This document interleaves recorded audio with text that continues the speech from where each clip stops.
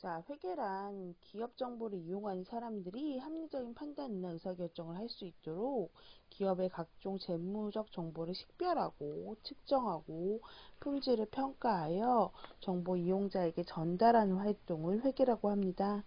회계학은 활용 목적에 따라서 재무회계, 원가회계, 관리회계 등으로 나눌 수 있습니다. 재무회계는 기업의 재무 상태나 경영 실적을 측정하고 정보 이용자가 식별할 수 있도록 표준화된 규칙에 따라서 이를 제공하는 방법을 살펴봅니다. 객관성을 가진 측정은 대단히 중요합니다.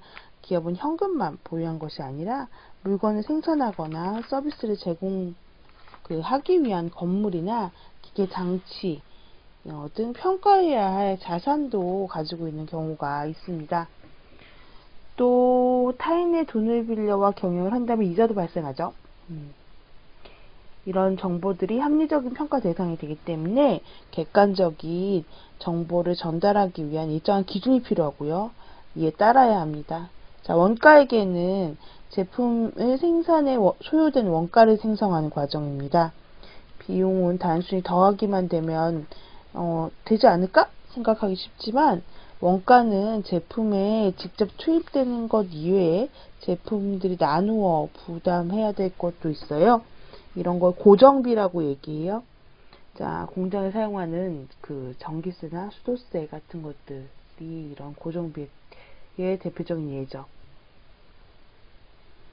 자, 원가에게는 이렇게 어떻게 고정비를 합리적으로 배분해서 이를 변동비에 더한 생산 원가를 구할 수 있는가를 살펴보는 것입니다.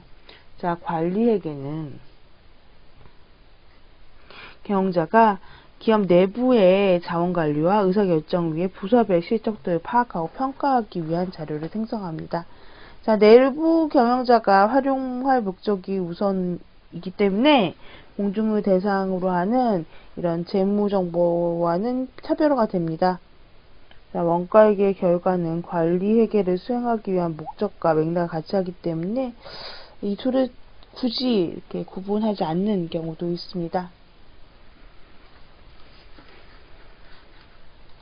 자, 재무관리는 경영활동에 필요한 자금을 조달하고 효율적으로 운용하는 방법과 관련된 이론을 연구하는 학문 분과입니다.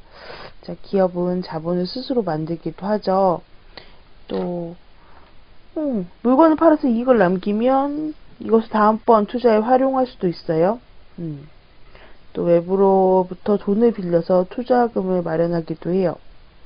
자, 돈을 빌리되 일정 기간 동안 이자를 지불하기로 약속하는 채권을 발행하거나, 자, 주식을 발행하고, 또 은행으로부터 돈을 빌리고 이자를 내는 차입에 의한 방법 등으로도 외부 자금을 조달을 해요. 돈을 빌리면 이자가 발생을 하죠. 즉 이런 이자를 자금 조달 비용이라고 얘기해요. 재무관리는 이런 자금 조달 비용을 어떻게 하면 최소화할 수 있을까를 궁리를 합니다. 기업 활동으로 투자 이력이 생긴다면 어디에 더 투자할 것인지를 결정을 해야 돼요. 은행에 돈을 빌려주고 이자를 얻거나 다른 기업을 인수하거나 좀 더 유동성 있는 자산에 투자해서 단기적인 수익을 취하는 방법 등을 생각할 수도 있어요.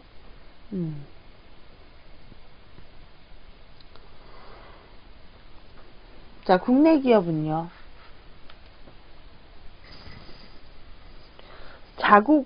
자기의 국가를 무대로 경영활동을 수행을 하죠.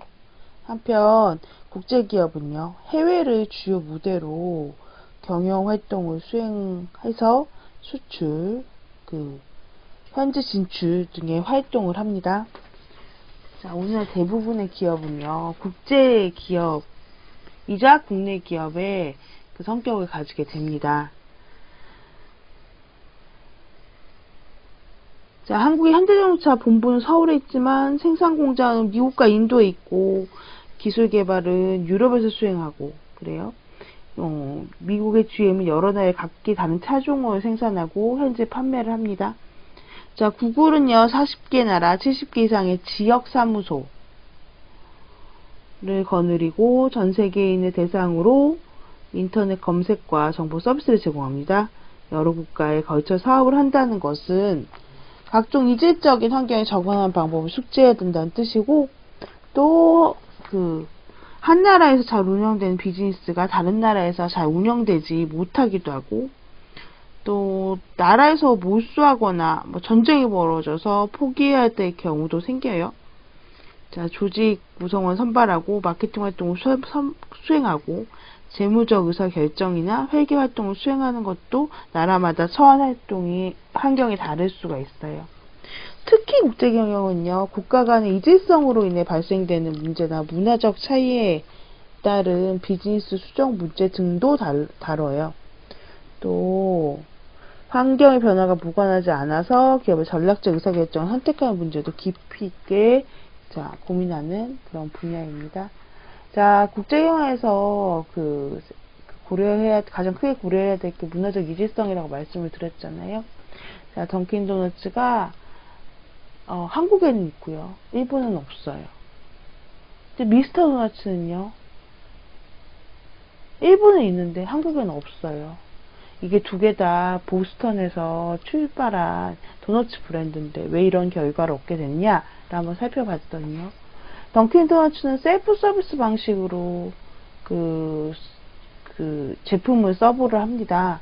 그러니까 직접 소비자가 골라서 매대에 갖다 주면, 계산대에 갖다 주면 종업원은 계산만 해주는 거죠. 근데 미스터 도넛은요, 풀 서비스 방식을 해요.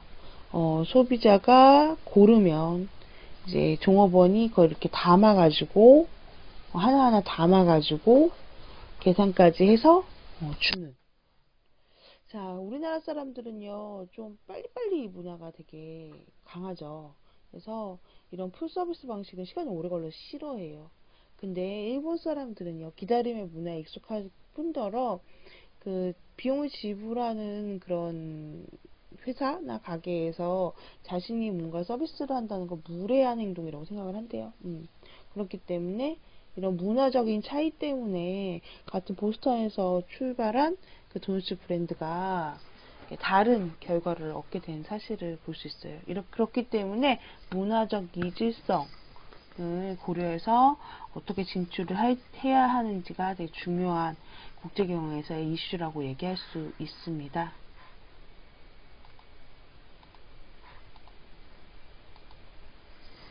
자, 경영정보 MIS라고도 얘기하는데요. MIS는 두 가지 의미를 가지는데요. 하나는 구체적으로 기업이 경영에 활용 가능한 정보를 통신기술과 그것을 하나의 체계, 시스템으로 묶은 시스템을 얘기해요. 이때는 매니지먼트 인포메이션 시스템이라는 뜻으로 사용되고 전통적인 의미에서 MIS가 여기에 속합니다. 최근 MIS는요, 정보 시스템의 활용으로 인한 효과나 기업의 전략적 목표 달성을 위한 바람직한 정보 시스템의 속성을 연구하는 분야로 발전되고 있어요. 특히 데이터와 이를 활용하는 방법에 관심을 가지기 때문에 기업이 정보를 어떻게 취득하고 취득한 정보에서 어떻게 의미 있는 결과를 얻을 수 있는지, 그리고 이것을 어떻게 활용하고 기업의 성과 향상에 기여할 수 있는가를 살펴보는 거가 바로 MIS라고 얘기할 수 있습니다. 자, 여기까지가 경영학의 학술적 편제였었고요. 경영학의 학술적 편제는 경영학의 분과별로 나눈 걸 얘기하는데, 인사조직, 생산관리, 마케팅, 회계, 재무, 국제경영, MIS 이렇게 7가지 분과로 나눌 수 있습니다. 네, 이제 전략적 의사결정과 경영에 대해서 학습할게요. 자, 경영에서 전략은요, 전략적 사고를 의미합니다. 기업 경영에서 전략적 사고란 다양한 정보를 바탕으로 급변하는 경영 환경의 흐름을 해석하고, 경쟁사가 보지 못한 기회를 포착해서 기업 가치를 극대화시키는 노력을 의미합니다. 자, 흐름을 읽는다고 생각해도 되고요. 적절한 시점에 최적의 대안을 제시한다고 생각해도 전략적 사고와 관련이 있습니다. 자, 전략을 수립하는 일은 환경 변화의 흐름을 잘 읽어내는 것과 밀접한 관련이 있습니다. 환경 변화의 흐름이란 뭐냐? 더 작게 생각하면 경영 환경이란 뭐냐는 살펴보면 경영자가 어쩔 수 없이 받아들여야 하는 조건이라고 얘기할 수 있어요. 기업 경영에 직간접적으로 영향을 주는 요인이지만 경영자가 통제할 수 없는 요인이 바로 경영 환경이라고 얘기할 수 있죠. 경영자가 환경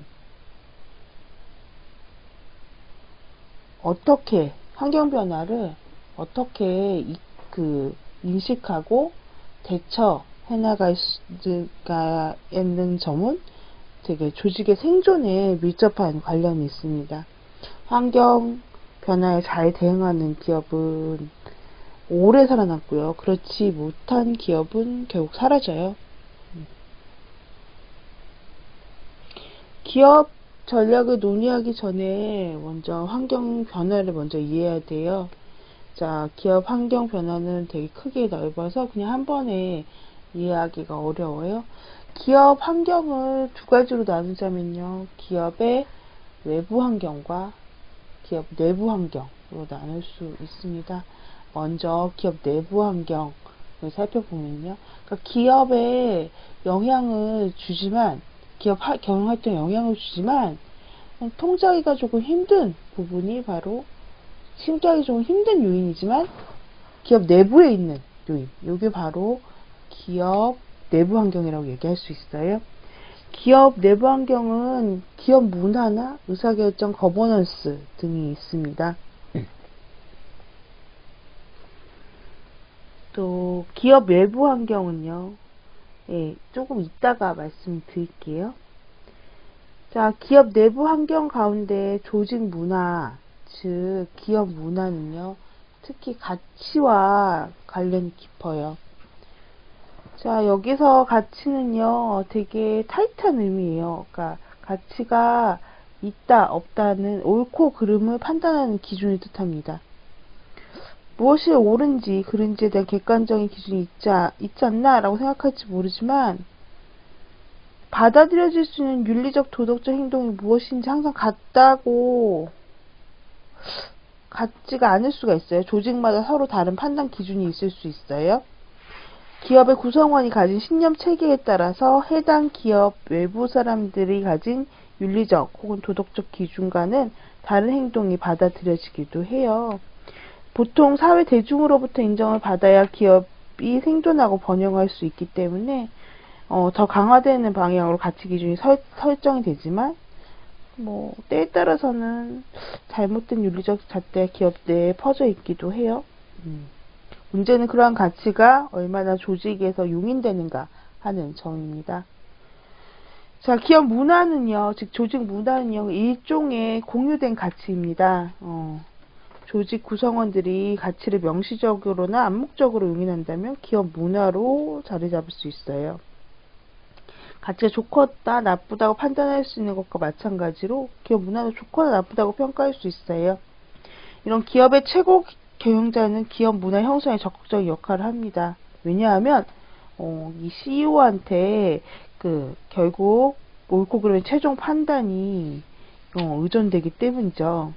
사회적으로 옳다고 믿는 것에 대해서 최고 경영자가 그것보다 더 낮은 기준으로 혹은 더 높은 기준으로 암묵적으로 명시적으로 조직에게 보여줄 위치에 있죠.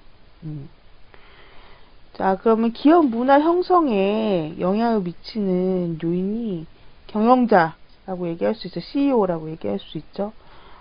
또 다른 것은 제도와 절차라고 얘기할 수 있어요. 기업은 조직이기 때문에 나름의 법률적인 체계를 지니고 있습니다.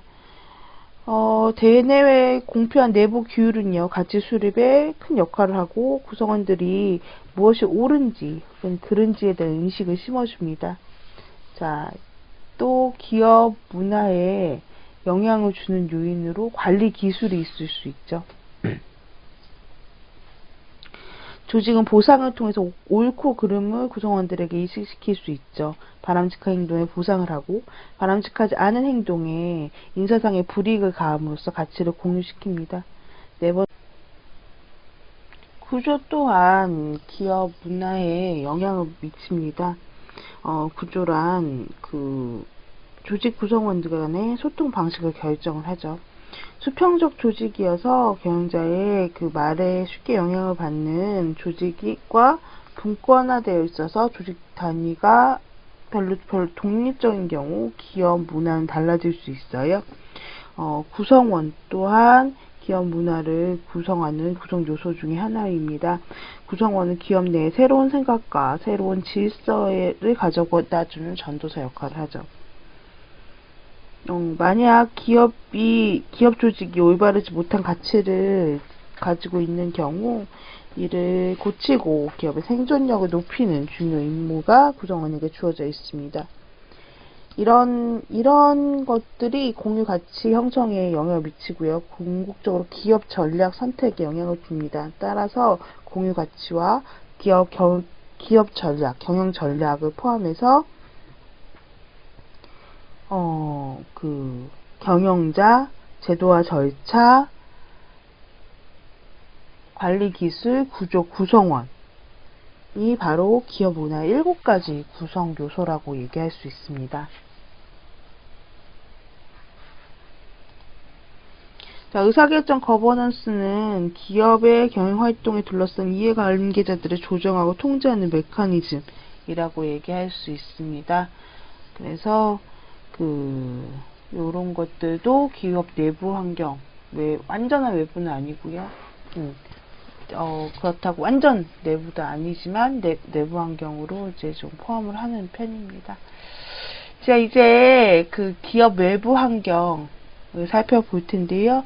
기업에 통제 가능하지 않지만 기업에게 영향을 주는 요소들. 첫 번째는 인구통계학적 환경입니다. 자, 나이, 성별, 직업, 이런 것들이 바로 인구통계학적 환경이죠. 두 번째는 경제적 환경입니다. 환율, 금리, 이런 것들, 경기, 이런 것들이요. 자연환경 또한 기업 경영활동에 영향을 많이 줍니다. 특히 자원을 소스로 하는, 그러니까 자원을 베이스로 하는 그런 기업들은요, 많이 영향을 주죠. 그리고 환경오염, 이런 것들도 다 자연환경에 속하는 거죠. 기술이 발달됨에 따라서 그런 기술을 받아들이는 것들도 기업의 경영활동에 영향을 많이 주죠. 특히 법적, 정치적 환경은 기업의 경영활동에 많은 영향을 줍니다. 원산지 표기법이나 탄소 배출량 표기법 이런 것들도 기업의 경영활동에 많이 영향을 주고요. 사회문화적 환경 또한 많이 영향을 줍니다. 앞서 던킨 도너츠랑 미스터 도너츠 사례에서 봤듯이 사회문화적 환경 또한 기업의 경영활동에 많은 영향을 주는 외부 환경 요인이라고 얘기할 수 있습니다.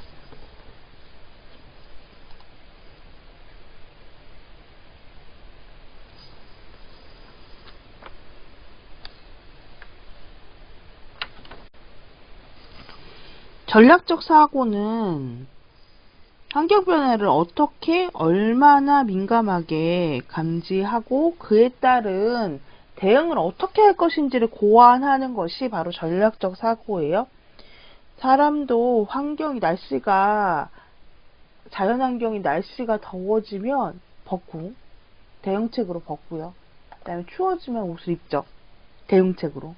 아프면 약을 먹고 상처가 나면 붕대를 감죠.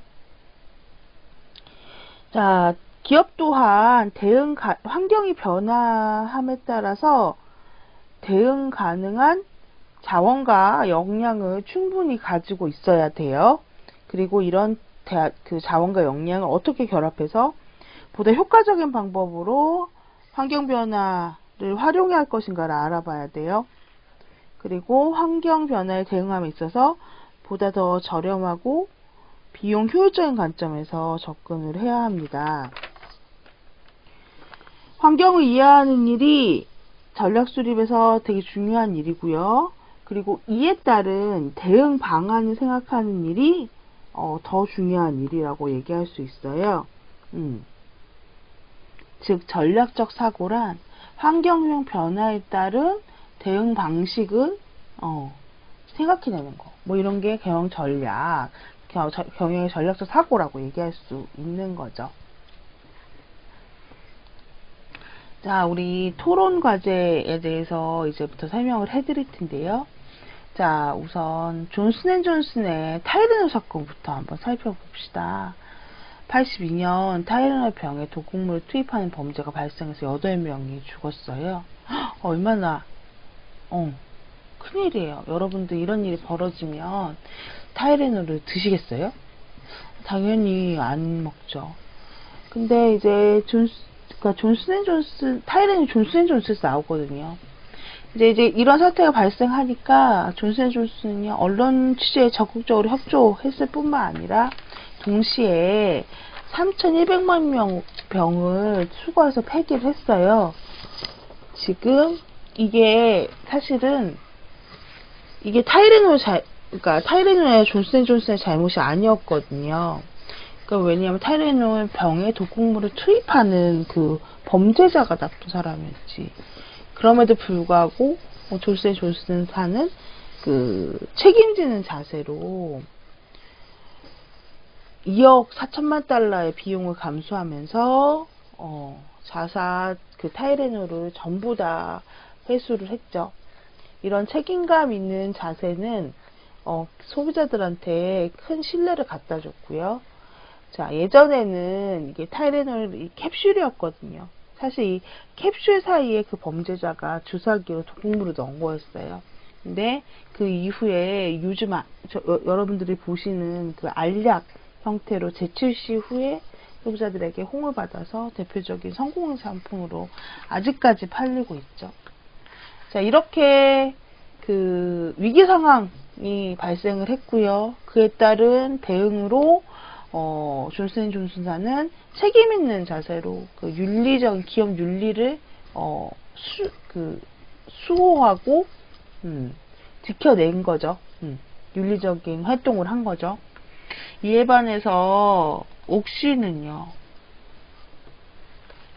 어떤 사건이 있었냐면요, 사망자 239명, 폐질환자 1528명, 대한민국 역사상 최악의 참사로 기록된 이 숫자는요, 800만 명이 사용한 가습기 살균제 사용자들 중에 피해가 보고된 사람들이에요. 가습기 살균제란 가습기 교체 시에 물에 타서 사용할 목적으로 만든 화학 제품이에요. 자, 본래 좋은 목적으로 만들어진 제품은요, 수많은 인명을 살상하는 비극적 결과를 낳았습니다. 자, 가습기 살균제로 인해 피해를 본 사람들은요, 소비자 단체를 중심으로 제조업체들이 책임을 물어야 된다고 주장을 했어요. 핵심 쟁점이 된 물질인 폴리헥사 메틸렌 구아니딘의 독성을 두고 논란이 지속됐죠. 가장 큰 피해를 입혔던 옥실의 키핑키저 측이 안이한 대응과 무책임한 자세는 국민의 공분을 샀어요. 어떤 자세냐 보면 2011년도에 거의 지금 처음 발견이 됐는데 5년 지나서 첫 공식 기자회견을 열었어요. 그동안 계속적으로 그 재판이 이루어졌고요. 그 재판이 이루어지는 동안 이제 시민단체를 중심으로 옥시 제품 구입하지 말자라는 불매 운동이 벌어졌죠. 근데 이런 책임의 중심에 있었던 그 옥시는요, 그 재판 과정에서 그 이런 조작 사건이 일어났고요. 심지어 알비코리아로 이름을 바꿨어요. 게다가 주식회사에서 유한회사로 바꿨어요. 회사 형태를. 처음에 초반부에 말씀드렸다시피 유한회사는요 정보 공개 의무가 없어요. 주식회사는 정보 공개 의무가 있는데 이름을 바꿨을 뿐더러 회사 형태도 바꾸는 이런 행태를 보였죠. 이게 이렇게 그렇게 윤리적인 자세나 윤리적인 태도, 윤리적인 행동들이 아니죠. 이거를 보면요, 사실은 이렇게 바꾸고 막 이러니까요. 이제 본사인 영국의 레키 뱅키저 주가 여전히 꾸준히 오르고 있고요. 사람들이 알비코리아가 옥시인지 모르니까 불매운동을 해도, 옥시에 대한 불매운동을 해도 알비코리아 제품을 구매하죠. 그러니까 불매운동의 성과가 좀 없어지죠. 자, 이러한 결과에 대해서 사람들의 평가는 크게 엇갈렸어요. 한편에서는 기업의 부도덕함을 질타하고, 자, 다른 한편에서는 레키 뱅키저의 위기관리 능력을 높이 사며, 자, 이 기업 경영상에 발생된 비극적 조치에 대한 적절한 대응이라고 얘기를 해요.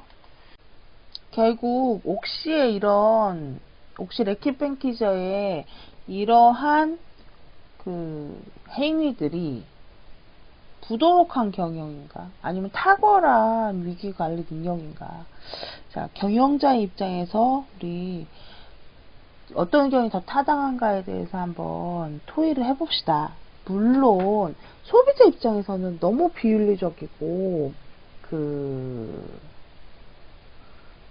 옥시가 비난받아야 마땅한 일이에요. 그런데 옥시 레키 뱅키저의 경영자 입장에서는 이게 환경 변화에 대응하는 전략이었던 건지 위기관리 능력이었던 건지 한번 평가를 한번 해봐야 평가를 한번 하는 것입니다. 자, 그래서 과제는 옥시 가습기 살균제 사례를 보고 어느 쪽 입장이 타당하다고 보는가, 경험자 입장에서 위의 사태를 판단하세요 라는 거예요. 캠퍼스 온라인 과제함에 제출을 하는데 목요일날 11시 59분까지 제출을 하시면 됩니다. 자, 과제함에 온라인 과제함에 800자에서 1000자 분량으로 제출을 하시면 돼요. 자, 다음 시간에는요, 시장경제 그 속에 길을 묻다 라고 이제 경제에 관한 내용을 배울 거예요. 오늘 배운 내용은요, 경영과 기업의 개념과 기업의 형태, 그리고 경영학의 분야, 전략의 개념, 전략적 의사결정, 그리고 기업윤리 토론이었습니다.